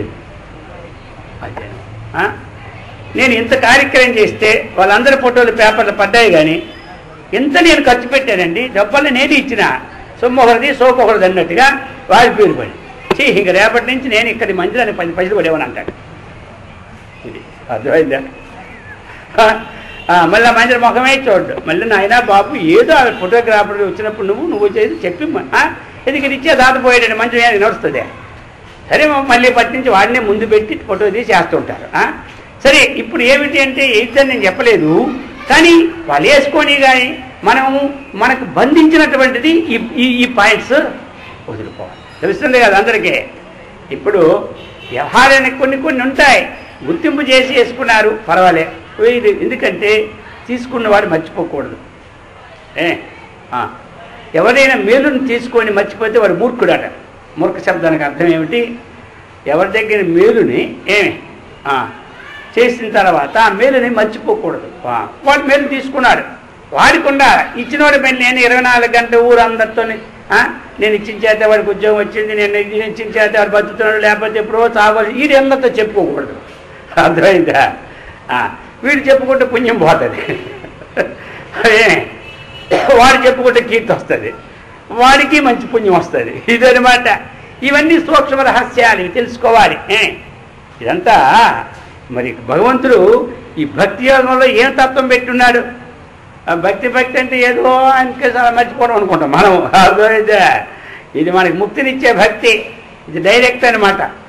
ఈ భక్తి ఎలాంటి తెలుసా? మధ్యనే రికమెండేషన్ ఉండవు, డైరెక్ట్ ఇది అలాంటిది. అందుచేత చెప్తున్నాడు ఈ విధంగా వృత్త స్వాధ్యాయాది. అది వృత్త స్వాధ్యాయాది కృత అహంకారాత్ నిష్క్రాంత. మనం చేసినటువంటి సదాచార పనులు కానీ, మనం చేసినటువంటి ధ్యానం కానీ, కొంతమంది ధ్యానం చేస్తారు, నా ఎంత ధ్యానం చేసినవాడు ఇది ఏముంది, ఎవరి కోసం చేస్తున్నాం ధ్యానం? లోకానికే. ముందు మనం బాగుపడ్డని చేసుకుంటున్నాం, తర్వాత లోకం బాగుపడుతుంది. మనం చేసిన పని వల్ల మనకి లాభమే, లోకానికి లాభమే. అందుచేత అయ్యా నిరహంకార, నువ్వు చెయ్యు. కొంతమంది గుప్తం ఇచ్చింది కూడా బయటకు కనబడేవారు, తెలియకూడదు అది. మరి సరే, ఇప్పుడు ఏమైంది, ఇచ్చింది తెలియదు అనుకో, ఇంకో మరి తెలియకూడదన్నా అప్పుడు ఏంటి అంతరంగ భక్తులు ఇచ్చాయని మనం వేసుకోవాలి బోర్డు. లేదనుకో ఇది రావాల్సింది ఎవడు మరి ఎవడు ఏమంటారు? ఇప్పుడు తెలియవద్దు అనుకుంటాం అనుకోండి, ఎందుకు ఆ బోర్డు చూసేనే 10 మంది అయ్యో ఈ దేవాలయంకి వాళ్ళందరూ ఇచ్చారు, బోర్డు వేశారు, మనం కూడా 4 ఇవ్వాలని ఉంటుంది. సరే వాళ్ళు చెప్తారు, అలాగైతే స్వామి నా పేరు చెప్పక కానీ అంతరంగ భక్తులు వేసుకో, అంతే. కొంతమందికి అలాగనమాట. కానీ వీడికి ఇచ్చి పుచ్చుకోడికి ఈ పద్ధతి నిద్ర పడదు. అర్థమైందా? అందుచేత ఇవి కొన్ని ఉంటుంటాయి ఆ మధ్యలో. కానీ ఈ విధంగా నిరహంకార అర్జున. అంతేగాని నిత్యావసర విషయంలో పని లేకపోతే అవుతాయా? ఉండాలి కొంత మనకి. అవి మా వ్యాపారం వ్యవహారానికి అడ్డు వేదాంతం ఎప్పుడో లేదు. మేము వేదాంతం నేర్చుకుంటున్నాం, అక్కడికి వెళ్తున్నాం, మాకు అన్నీ అటలే. ఏ స్వామి చెప్పాడో కానీ ఏ ఇంటికాడికి వచ్చి ఏ పని చేయలేదు అంటారు కొంతమంది. ఈ పని చేయకుండా సోమరికి ఉండమని చెప్తుంది వేదాంతం. అర్థమైందా? ఇది ఎప్పుడు చెప్పదో. కాబట్టి వేదాంతం ఖర్చు కూడా ఏముండదు. అర్థమైంది కదా? ఈ పూజ పెట్టో, దీనికి ఏమో ధూపం పెట్టో, దీనికి ఒక దీపం పెట్టో, ఇవన్నీ ఉండవు. అర్థమైందా? ఆత్మజ్ఞానానికి 10 పైసలు ఖర్చు ఉండదు, పని అనమాట. ఇక తక్కిన వ్యవహారాలకన్నీ ఖర్చులే. నువ్వు అన్నదానం చేయి, ఖర్చే. అర్థమైందా? ఇవన్నీ నువ్వు వేదాంత శ్రవణ పుస్తకం కూడా కొనుక్కో, హాయిగా చదువుకుంటుంటాడు. ఏం ఖర్చు ఉంది చెప్పండి? అదే పూజా పుస్తకం కొనుక్కో, వద్దని చెప్పలేదు, పూజ చెయ్యు. ఆ పూజలో ఏ ఐటమ్స్ అన్నీ ఉండాలి. ఏది మంత్రలోపమైనా పుణ్యం రాదు, పూర్తి రాదు, పెర్సెంటేజ్ తగ్గుతుంది అంతే. ఇప్పుడు మనం అంటాం యజ్ఞోపవీతార్థే అక్షతాన్ని సమర్పయామి, యజ్ఞోపవీతం పెడితే దాని లాభం వస్తుంది, ఆ అక్షతలు వేస్తే కొంచెం తగ్గుతుంది పుణ్యం, అంతే. తెలుస్తుంది అందరికి. ఇప్పుడు మొత్తానికి అన్ని అక్షతలే.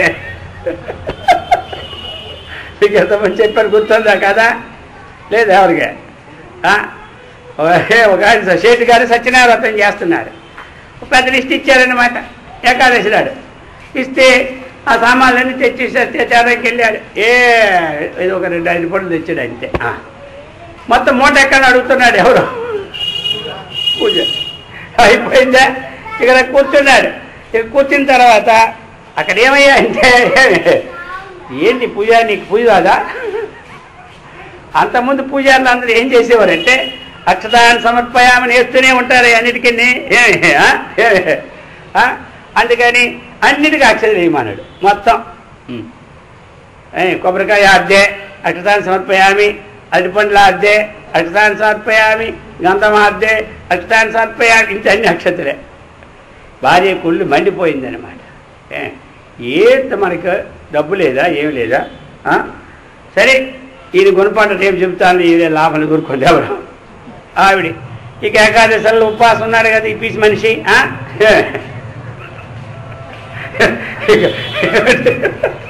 ఇక ద్వాదశినాడు కొరకు మండిపోతుంది అనమాట ఇక భోజనం దగ్గర కూర్చున్నాడు కూర్చోగానే ఆవిడ ఏం చేసింది అన్నాద్దే అక్షతాన్ని సమర్పయామి సాంబారాద్దే అక్షతాన్ని సమర్పయామి జిలాబాద్దే అక్షతాన్ని సమర్పయామి లడ్డు ఆద్దే ఇక అన్నీ అక్షతలే నీకు మర్చిపోయింది అన్నాడు నాకు మర్చిపోవడం ఏంటి నేను దేవుడికే మీరు మోసం చేశారు కదా నువ్వు మీరు అంతకన్నా ఎక్కువ అని అడుగుతున్నారు ఇప్పుడు ఏం చేయాలా ఏం చేయాలి ఏమిటి మళ్ళీ సత్యనారాయణ స్వామి పూజ కరెక్ట్ జరిపిన తర్వాతే భోజనం అంతవరకు మళ్ళీ భోజనమే లేదు ఆకలి స్థాయి పండు తెచ్చుకొని తినడు కానీ వంట మాత్రం నో ఎంట్రన్స్ అనేసింది ఇక ఆ దెబ్బకి వెంటనే మళ్ళీ పంతుల దగ్గరికి వెళ్ళి మళ్ళీ సామాన్లు తెచ్చుకొని మళ్ళీ సత్యనారాయణ పూజ చేసి ఏమంటారు కాబట్టి ఈ విధంగా అవి ఉండకూడదు సరే నిర్మమో నిరహంకార సమదుఃఖ సుఖక్షమి అన్నారు అర్థమైందా సుఖ దుఃఖములేందో ఏమి సమానమైన బుద్ధి ఉండమన్నారు ఎందుకంటే సుఖ దుఃఖం సమాన బుద్ధి రావాలంటే కొంచెం విజ్ఞానం నిత్య వస్తు వివేకం కలగాలి అనిత్య వస్తు వివేకం కలిగితేనే సమాన బుద్ధి వస్తుంది కానీ లేకపోతే మాత్రం రాదు సుఖం వచ్చినప్పుడు సంతోషము దుఃఖం వచ్చినప్పుడు ఏడుపు ఏమి ద్వేషము ఇవన్నీ సహజ గుణాలు వీటిని మార్పు చేసుకోవాలి అంటే కొంత మనం సత్తాజ్ఞానాన్ని తెలుసుకోవాలి అందుకు ఈ విధంగా సుఖము దుఃఖం వస్తాయి మనము జ్ఞాని ఏమంటాడు సుఖ దుఃఖాలు ఎవరికి రావయ్యా అంటాడు అంటే వచ్చిన కష్టానికి కూడా ఆయన లెక్క చేయడు కొంతమంది అంత కష్టం వచ్చింది అనుకో మొత్తం చెబుతారు ఇదంతా చెప్పడమే వచ్చిన కష్టం సుఖం వచ్చిందా ఎవరికి చెప్పడు సుఖం వచ్చా ఎవరికి చెప్పడు మీకు ఎంతమంది కూడా చెప్పా ఛానల్ అయిపోయింది ఉదాహరణ చెప్పి ఒక ఆయనకి ఏం చేశాడంటే ఆ సంవత్సరం ఊరందరికీ పంట పండింది ఆయనకే పండలే అయిందా ఆ స్నేహితుడు ఉన్నాడు ఈ సంవత్సరం పంట పోయింది రోజు పోయినా 2 నెలల వరకు వచ్చే సంవత్సరం మళ్ళీ ఫోన్ చేయలే మళ్ళీ స్నేహితుడు చేశాడు ఇంకా కోత రావలేదా ఎందుకు ఫోన్ చేయలేదు అన్నాడు ఈ సంవత్సరం ఎలాగుంది అన్నాడు ఈ సంవత్సరం పోయింది అన్నాడు మరి పోతే ఎందుకు ఫోన్ చేయలేదు అన్నాడు ఈ సంవత్సరం ఊరందరికీ పోయింది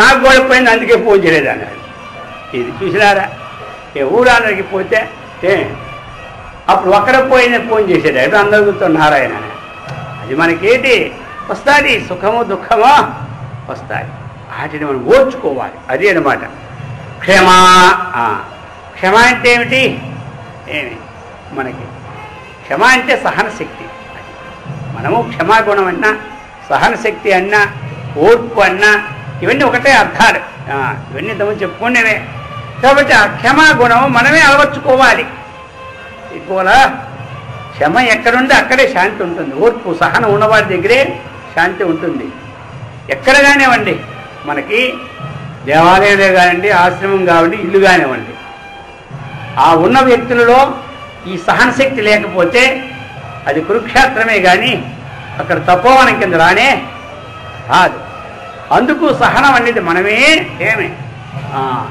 చేసుకోవాలి ఇప్పుడు ఒకనొక సమయంలో మంచి విద్వాన్ మహాపండితుడు ప్రపంచ ప్రఖ్యాతిలో మంచి గొప్పవాడు సోక్రటీస్ అని అర్థమైందా గొప్ప పండితుడు కానీ ఎప్పుడూ ఆయనకు ఆధ్యాత్మ విజ్ఞానం తప్ప ఇంటి వ్యవహారం లేదు ఇంట్లో ఉంటాడు వ్యవహారం పట్టించుకోడు అది కొంతమంది యజమానులు ఏం చేస్తారంటే వచ్చిన డబ్బు తన దగ్గర పెట్టుకోరు ఇంటికి ఇచ్చేస్తారు వాళ్ళన్నీ కొంచెం హాయిగా ఉంటారు అర్థమైందా అలాంటి రకం ఎవరో సోక్రటీస్ ఆయన సరే ఇంట్లో ఉన్నాయి లేవని విచారించడం కానీ ఎవరు వచ్చారు ఉపన్యాసం చెబుతూనే ఉంటాడు ఇక భార్య ఎప్పుడు గొడుగుతూనే ఉందంట కదా వీరికి ఇదే పని ఇదే పని ఇదే పని అని గొడుగుతుంది ఒక రోజు అదే సాయంకాలం అయింది 4-5 పండితులు వచ్చారు ఏదో కాలక్షేపం చేసుకుంటున్నాడు ఎలా లేదు, పాలా లేదు, ఇదేనా అనేసి అక్కడ బిందు పెద్ద బింత నీళ్ళు ఉంటే అది తెచ్చి శుభ్రంగా నెత్తి మీద పోస్తుంది. ఎవరి మీద?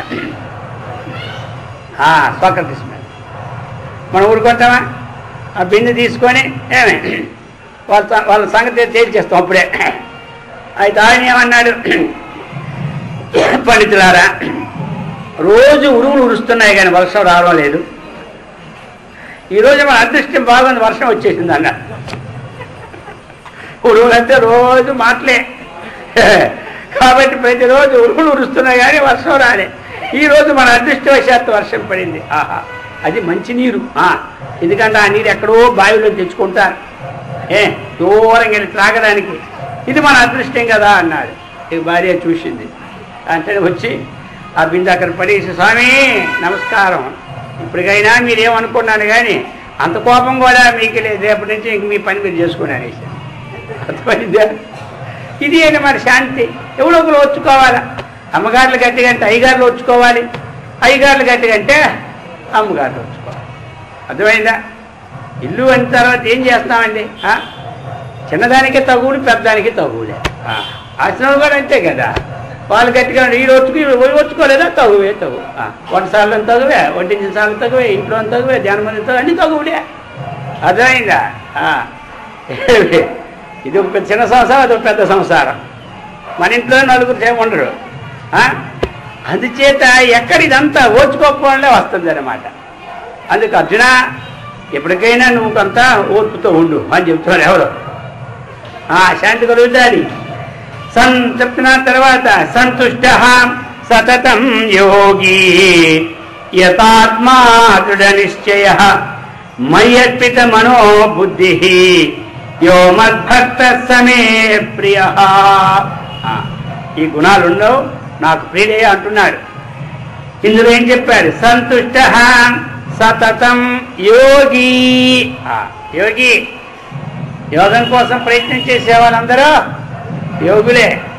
ధనం కోసం ప్రయత్నం చేస్తే ధని అంటారు, గుణం కోసం ప్రయత్నం చేస్తే గుణి అంటారు. ఈ కర్మఫల త్యాగం ఎవడు చేస్తున్నాడో వాళ్ళందరూ యోగులన్నమాట. కర్మని ఫలాన్ని త్యాగం చేసేవాడి పేరు ఏం పేరు? కర్మయోగి. వాడు ఆ విధంగా ధ్యానం చేసేవాడు ధ్యానయోగి, జ్ఞానం నేర్చుకునేవాడు జ్ఞానయోగి. వీళ్ళందరూ కూడా. అందుకే ఇక్కడ యోగి ఇటువంటి వాడు సంతుష్ట సతతం. సతతం సంతుష్ట అంటే ఎప్పుడు ఎలా ఉండాలి? మనం సంతోషంగా ఉండాలి. ఎప్పుడు సంతోషం ఎలా ఉంటాం చెప్పండి? మనకు అన్నీ అనుకూలమని వారు మాట్లాడుతుంటే సంతోషంగా ఉంటాయి, అనుకున్నంత రాబడి వస్తూ ఉంటుంటే సంతోషంగానే ఉంటుంది. మరి ప్రతికూలంగా మాట్లాడితే సంతోషం వస్తుందా? ఇప్పుడు మన ఇది అలవర్చుకోవాలి. అర్థమైందా? ఇప్పుడు మనం కొత్తగా అలవర్చుకుంది ఏమిటంటే, అన్నీ బాగుంటే అందరూ ఆనందంగానే ఉంటారు. వచ్చింది కూడా మనకన్నీ అనుకూలంగా మిత్రులు ఉన్నారు, భార్య ఉన్నారు, పక్క వాళ్ళు ఉన్నంటే సంతోషంగానే ఉంటారు. ఇందులో ఎవరు ఆపోజిట్ అయినా ఉన్న సంతోషం ఊడిపోతుంది. అర్థమైందా? ఇప్పుడు మనం అభ్యాసం చేత అలవర్చుకోవాల్సింది ఏమిటి మరి? ఆ సంతోషం. అది రెండవది. సంతోషం అంటే ఏమిటి మనకి? ఎదురుచ్చా లాభ సంతుష్ట.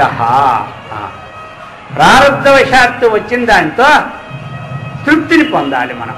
అది అన్నమాట. అర్థమైందా? అది సంతోషం ఉండాలి మనకి. తర్వాత ఒక పని నెరవేరకపోయినా అది సంతోషంగా ఉండాలి. ఇది అభ్యాసం చేత వస్తుంది కానీ ఊరిక మాటలతో వచ్చేది కాదు ఎవరికి. అది విచారణ ద్వారాగా మన ప్రారంభంలో ఉన్నటువంటిది కదా మనకు వస్తున్నది అన్నటువంటి కర్మని విచారణ ద్వారా వచ్చినప్పుడే ఈ సంతోషం కలుగుతుంది. లేకపోతే అంత తొందరగా కలుగుతుంది అలాగదు. అందుచేత చెప్పినారు, ఆ సంతోషాన్ని మనం పని చెయ్యాలి, కష్టపడి పని చెయ్యాలి. పనిలో ఎప్పుడు కూడా మనం సోమరితనంగా ఉండకూడదు. ఏ పని కానీ, ఒక ఫ్యాక్టరీ పని కానీ, ఒక మేనేజ్మెంట్ పని కానీ, అర్థమైంది ఒక వ్యాపారం పని కానీ, ఉద్యోగం పని కానీ, ఏది కానీ మనం చేసే పని చాలా చక్కగా ఉండాలి.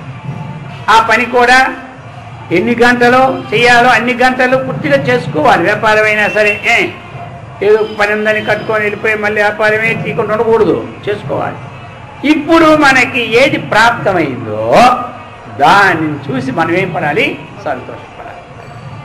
అంతేగాని పని చేయకుండా ఇంట్లో కూర్చొని సంతోషపడడం కాదు. ఇక్కడ అలాగే అందరూ సంతోషపడతారు బాగానే తిండి పెడుతుంటే, అర్థమైందా? అది కాదు. ఇక్కడ పని చెయ్యాలి, చేయవలసిన కర్తవ్యంలో లోపం అంటూ ఉండకూడదు. వచ్చిన ఫలంతో సంతోషం అంది. అప్పుడే ఏమి అటువంటి వాడు నాకేంటి భక్తుని ప్రియుడు అన్నాడు, అర్థమైందా? అందుకని మనము ఇప్పుడు మనకు వస్తువు ప్రాప్తం అనేది ఫండమెంటల్ ఒకటి ఉంది కదా. మనం చేసిన దాంట్లో లాభం కానీ నష్టం కానీ వచ్చింది అంటే మన ప్రారంధాధీనం అన్నటువంటిది ఒక నిశ్చయం మనకు అయిపోయింది. ఇక అది అయిపోయిన తర్వాత దీనికోసం మనం చింతించిన పని లేదు.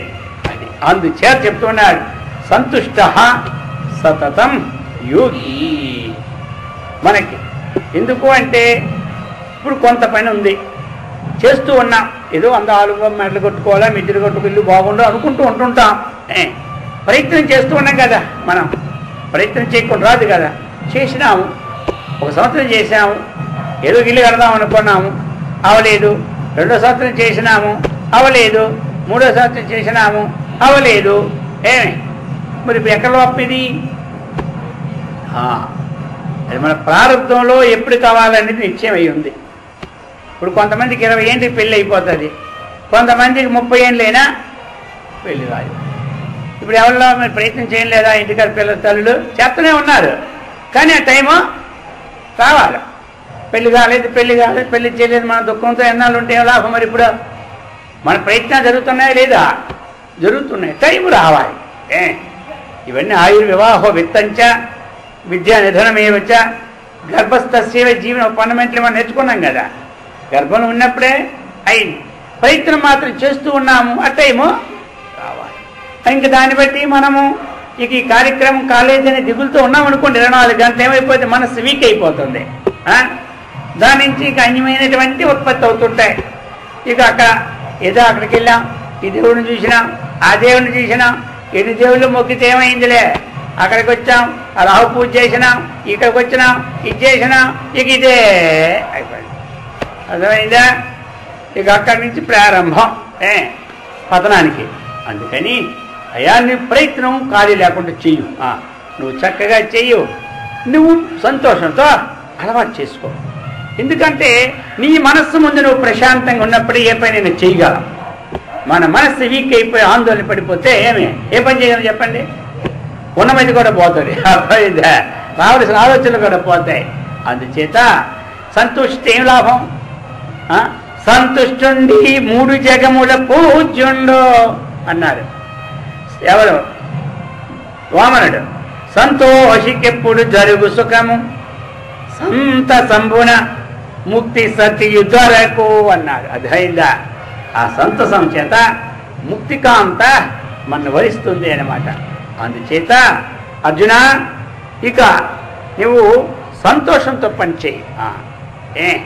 నీ కర్మ నీ చేతిలో ఉంది, ఫలం నా చేతిలో ఉంది. అర్థమైందా? పని చేసేది నీ వంతు, ఫలం ఇచ్చేది అంటే నా వంతు. అంటే నేను ఎక్కడి నుంచి తెచ్చిపెట్టేవాడు, నీదే దాచిపెట్టినా. ఫలం అనేది నీవు ఏదైతే బ్యాంకులు వేసుకున్నావో నీ బ్యాంకుకి దొంగలు రారు, ఆ బ్యాంకుకి దొంగలు వచ్చి పట్టుకుపోతారు. కానీ వేసుకున్న డబ్బులు కొన్నాళ్ళు పోయితే వారికే లేదా మనకేమి ఇస్తారు, పోయితే ఆ బ్యాంక్ గోల్మాల్ అయిపోయింది అంటారు. ఈ బ్యాంక్ ఎప్పుడు గోల్మాల్ కాదు, మొత్తం అందరి మూటలు నేను దాచుకొనే ఉన్నా. అర్థమైందా? ఆ మూటలో 10 పైసలు కమిషన్ కూడా నాకు అక్కర్లే. కొంతమంది ఉంచుకున్న కమిషన్ ఇవ్వాలా, తీసుకున్న కమిషన్ ఇవ్వాలా, నాకు ఆ కమిషన్ బేరమే లేదు. అర్థమైందా? అందుకని నీకు ఇస్తా. అందుకని నువ్వేమి కర్మ చేస్తూ ఉంటుండో హాయిగా ఉంటుంది జీవనంలో. ఏది దుఃఖం ఇప్పుడు పరకం అని చెప్పాడు. అందుచేత అర్జున సంతుష్ట సతతం యోగి, ఎల్లప్పుడూ సంతోషాన్ని అలవాటు చేసుకుంటే మన మనస్సు ఎప్పుడు ప్రశాంతంగా ఉంటుంది. అది యథాత్మా దృఢ నిశ్చయ. అది రెండో చెప్తున్నారు, యథాత్మా ఇక్కడ మనకి యథ ఆత్మ, ఆత్మ అంటే ఏంటి? ఇక్కడ మనకి మనస్సు అని అర్థం. యథ అంటే నియమించడం అంటే ఏమిటి? మన మనోనిగ్రహాన్ని కలవాడుగా ఉండు. మనస్సుని ఎప్పుడూ కూడా నీ స్వాధీనంలో తెచ్చుకున్నట్టుగా చేసుకో. మనస్సుని ఎప్పుడూ నీ స్వాధీనంలో తెచ్చుకున్నట్టు చేసుకో. ఎందుకంటే మనస్సుకి ఎప్పుడు ఏమిటంటే అది ఈగ లాంటిది. ఏమిటి? మన సన్ని దగ్గరలో వాళ్తుంటుంది. అర్థమైందా? ఈగ వాళ్ళ స్థలం ఉందా? ఇది వాడకూడదు, ఇది వాడుకొని ఉందా? ఎక్కే అక్కడ మనం అక్కడే స్వీట్ పలహారం పెట్టాం, అక్కడే అవుతుంది. ఆ పక్కనే మురగడు ఉంది, అక్కడ వాళ్తుంది. ఇది మురగడ, నేను వాడకూడదు. అర్థమైందా? ఇది ఏమో పక్కా మంచి నేతితో ఇచ్చిన స్వీటు, ఇక్కడే వాడాలా అనే దానికేమీ లేదు. అలాగే ఈ మనస్సు కూడా అన్నీ కావాలి దీనికి. అర్థమైందా? అందుకు అర్జున, ఆ మనస్సును ఏం చేస్తావంటే నీకు ఎంతవరకు ఏది కావాలో ఆ విషయాలతో సంబంధం పెట్టుకుంటూ ఇక మిగతా విషయాల్ని నువ్వు నియమనం వాటిని విడిచిపెట్టు. అది ఎందుకు అంటే ఇది బరువు, దీన్ని ఫీడ్ చేసేసుకుంటుంది. దీనిలో ఒక కర్మ ఉందన్నమాట. నువ్వేది ఆలోచిస్తున్నావో, ఏం పని చేస్తున్నావో అన్నీ ఫీడ్ అయిపోతుంటాయి. అది తర్వాత వద్దనుకున్నా వదలడం చాలా కష్టం. ఆ వదిలించుకోవడానికి జపము, ఈ ధ్యానము, ఇవన్నీ. అర్థమైందా? ఇవి కొన్ని జన్మల నుంచి చేసుకుని ఫీడల్లా లోపల ఉంటుంది. అదంతా తిప్పుతూ ఉంటుంటుంది. మనకి మొత్తం మనం ప్రత్యేకంగా టూర్ వేయక్కర్లే, అది టూర్ వేస్తూనే ఉంటుంది. మనం ఎప్పుడో సంవత్సరానికి ఒకసారి పుణ్యక్షేత్రం టూర్, కానీ ఇది రోజు 100 సార్లు టూర్ వేస్తుంటుంది. ఏమిటి? ఈ మనస్సు. అందుచేత నీవు మనస్సుని స్వాధీనం చేసుకో. ఎందుకంటే ఈ మనస్సే నీకు బంధానికి కారణం, ఈ మనస్సే నీకు ముక్తికి కారణం. విషయాసక్తమైన మనస్సు బంధానికి కారణం, విషయరహితమైన మనస్సు ముక్తికి కారణం. అందుచేత ఈ మనస్సుని నువ్వు స్వాధీనము చేసుకోమని చెప్తున్నాడు. ఈ విధంగా యథాత్మా. ఇంకా ఏం చెప్పాడు? దృఢ నిశ్చయ. నువ్వు ఒక జ్ఞానము దృఢంగా సంపాదించుకో.